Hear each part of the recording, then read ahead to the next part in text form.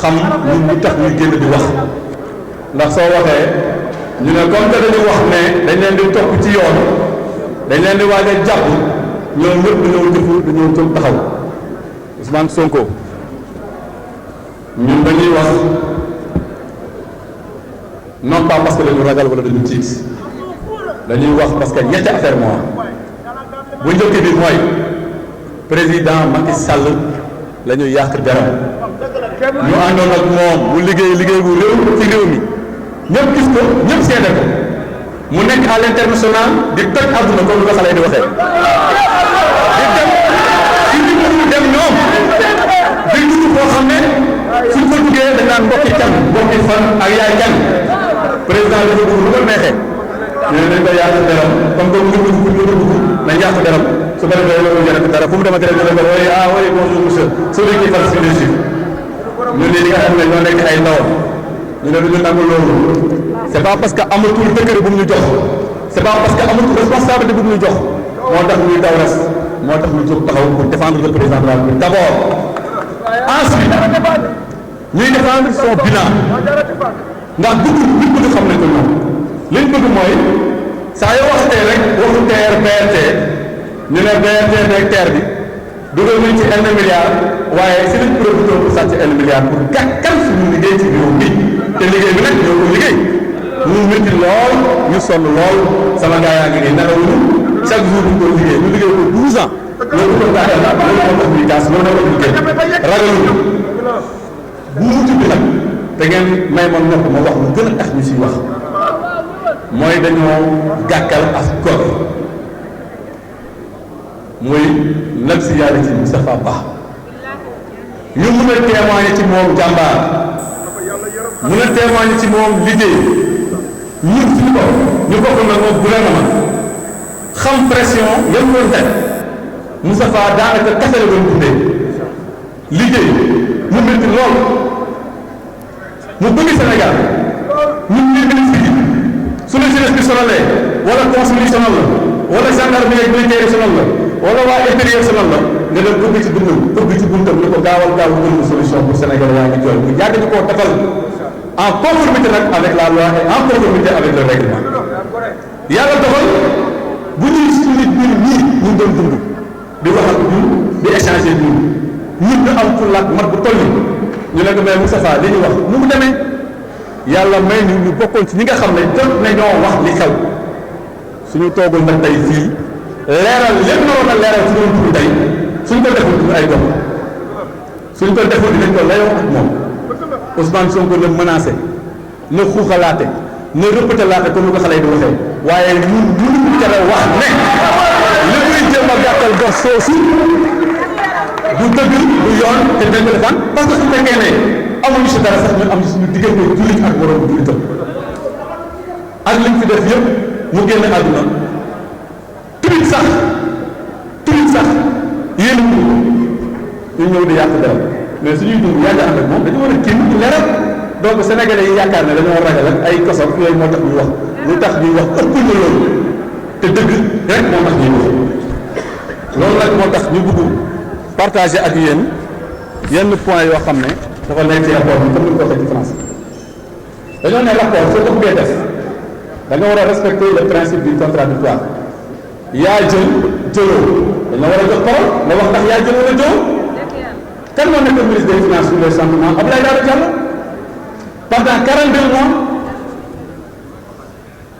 gisul rapport IGF gisul rapport Cour des comptes lan moo tax loolu lu tax laaj ñu ko xalaatal lu tax ministère des finances bii Cour des comptes joxee mbir mi la ko expliqué lu tax jëlul mbir mi jëbbal ko Abdoulaye Daouda Diallo mu leeral expliqué kon lu bëri lu ñu tey foofu ñu koy gis si rapport mais defuñu ko rapport yóbbu ñu bind loolu est-ce que principe du contradictoire la loolu def yaa ma neex la maay moom maay rapport maay épinglé maay recommandé maay def lu ma neex loolu tamit respecté wu principe du contradictoire may leeralaat encore que ne soo liiree rapport amul fenn koy gis ñu ne diw bii wala diw bii épinglé nañ ko wala war nañu tuddee information judiciaire contre moom amul fenn foofu gis rapport pour gis rek na ma ne page bii la curieusement malheureusement nag suñu gisee ministre de la justice mu génn sànq ne waaw dinañu ubbi dinañu woote dinañu condamné dinañu tëj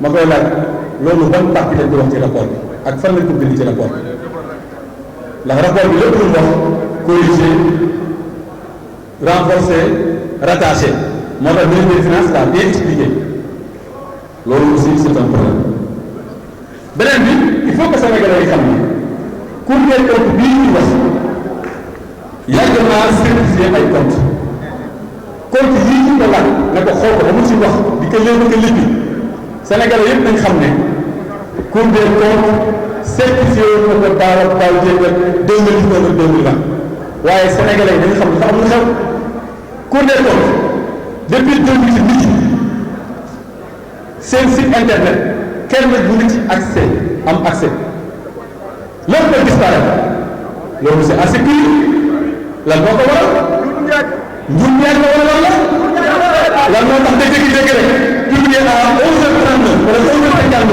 minute bii nga mën supprimer kenn du gis ci biir rapport yi nekk lan la ñuy ragal suñu amee fit nañu publier yeneen rapport yi suñu gëmee lii def nañu publier yeneen rapport yi su fekkee dañuy wax jubal ci li gën a yomb mooy nañ publier yeneen rapport yi su fekkee ne si bu Cour des comptes dafa am problème mais si bu gouvernement bi amul problème nañ ko dugal si gouvernement bi gis ko mais ñun jaaj la ñu mën di def beneen bi mooy il faut que ñëpp xam à la page 7 du rapport Cour des comptes dafa jël ordre bu Cour des comptes épinglé soo demee page 26 da ko gis da nga gis ne ñoom bokk nañ ci ñi épinglé loolu aussi bokk na ci disponibilité bancaire de l'État fii nag dafa xaw a xorom moo tax bëgg ngeen dugg bu baax fii madame le ministre dafa xorom monsieur le ministre à la page 26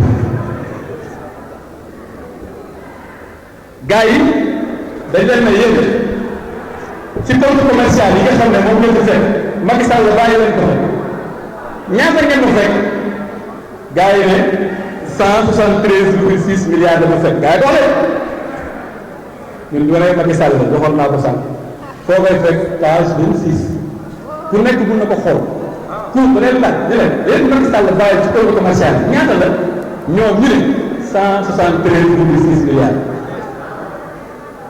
ñu ne waaw waaye doole leen ñu seet dañuy laaj day mbiri xam nga lan moo nekk day mbiri direction générale du trésor ñu ne trésor yéen bu fi Macky Sall bu jóge ñaataa fi newoon trésor ne leen 263 milliards ana 110 milliards yi kuy mënu kuy ko ci waaw li wax pas ci sa rek ku nekk mu la xool ku nekk ko tontu leen ne leen yéen ñaar ñëpp doole leen ko seet xam fan laa jëm ca banque yi ngeen ko déposé effectivement c'est possible ñaata nga am banque bu ne damay dem laaj banque yi ndax su leen laajee li ma wax bu ñu demee laaj banque yi daanaka le trésor wax la ñu wax donc ñoom loolu banque yi wax man ñoom nañ déclaré wax am na différence 100 milliards loolu dëgg la c'est à la page 26 te kuy nëbb ay chiffres kuy falsifier ay chiffres kuy jaxase ay chiffres lii page 26 pour ñoom ñoo ko bind ñoo ko donc muy wër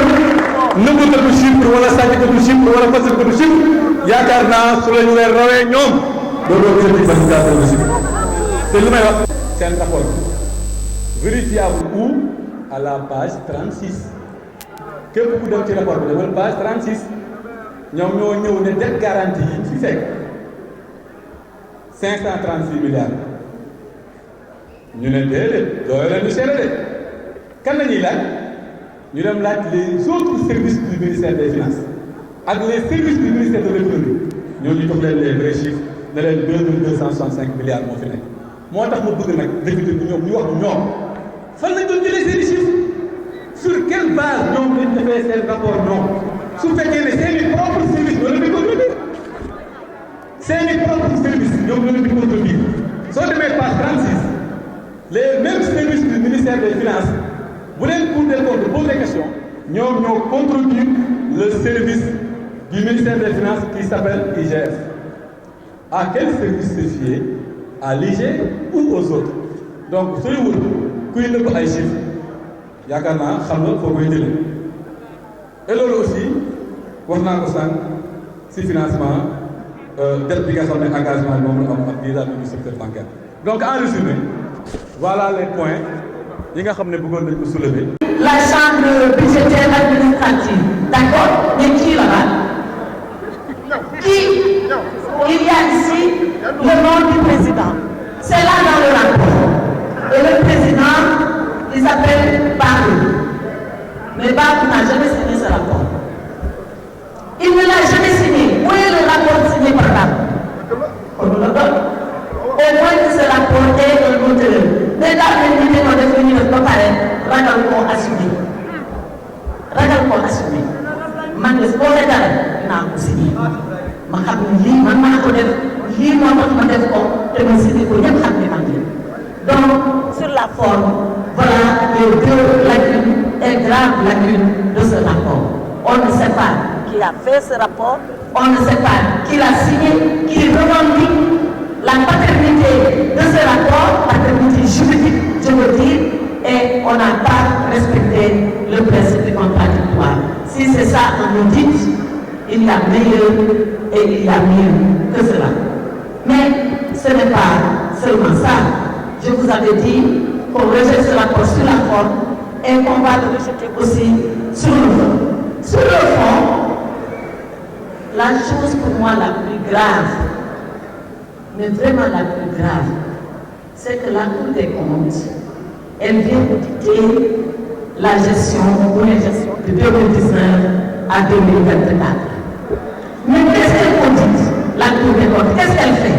Elle le dit elle-même, c'est à la page 8 de son rapport. La Cour des comptes dit, excusez-moi, je vais sortir la page 8. La Cour des comptes dit, objectif de l'audit. Qu'est-ce qu'elle veut faire? Elle dit, l'objectif général de l'audit est de s'assurer que le rapport produit par le gouvernement rend compte fidèlement de la situation budgétaire et financière de l'État de 2019 à 2024.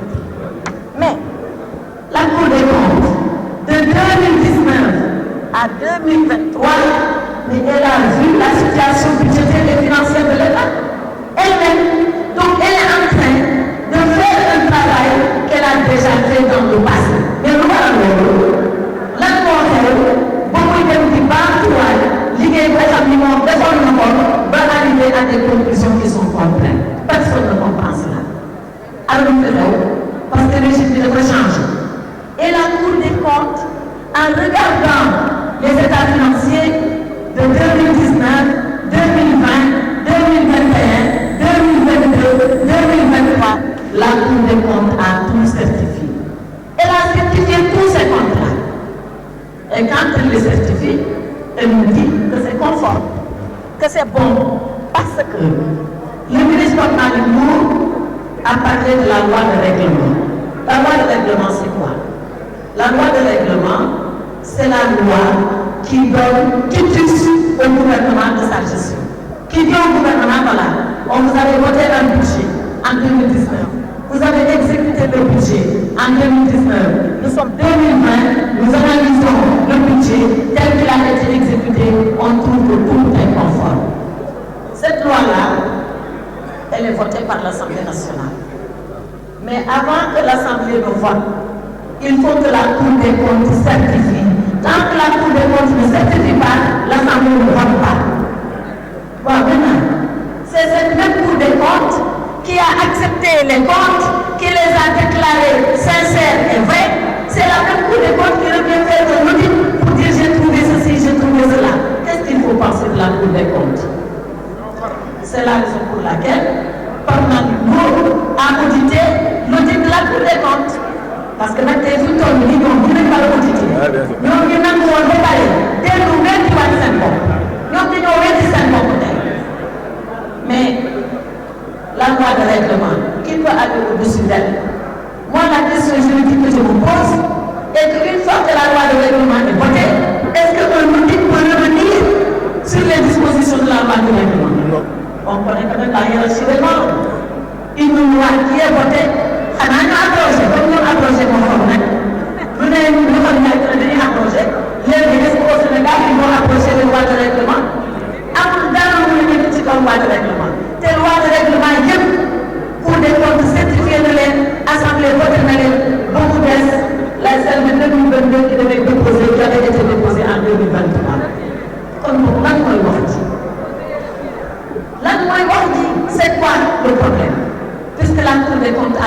qualifiée? Est-ce qu'elle est en capacité de revenir juridiquement, légalement sur le droit de règlement qui ont été votés? Voilà le problème de fond que pose ce rapport d'audit. Mais il y a d'autres questions de fond également qui font que nous, on s'arrête à comment la Cour des comptes a procédé. Allez aux pages 25 et aux pages 26 du rapport. Parce que nous, comme on le connaît, nous, chaque fois que nous avons des textes page 25, la Cour des comptes est en train de dire voilà des DAT que le Trésor public avait constitué. DAT, c'est le dépôt à terme. Et la Cour des comptes reproche au gouvernement d'avoir démobilisé ces DAT. Et il dit qu'ils ont utilisé l'argent. Mais comment ils ont utilisé l'argent? Où c'est argent?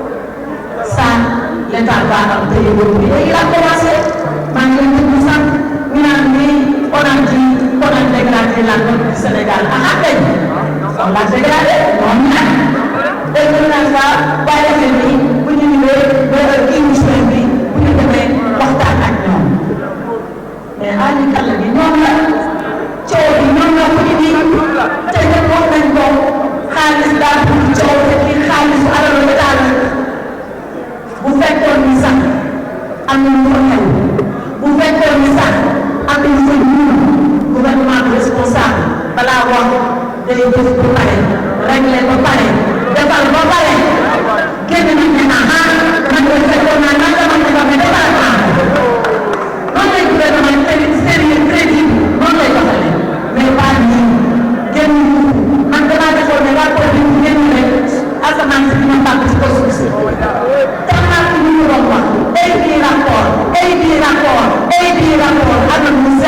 la montagne a accouché d'une petite fille.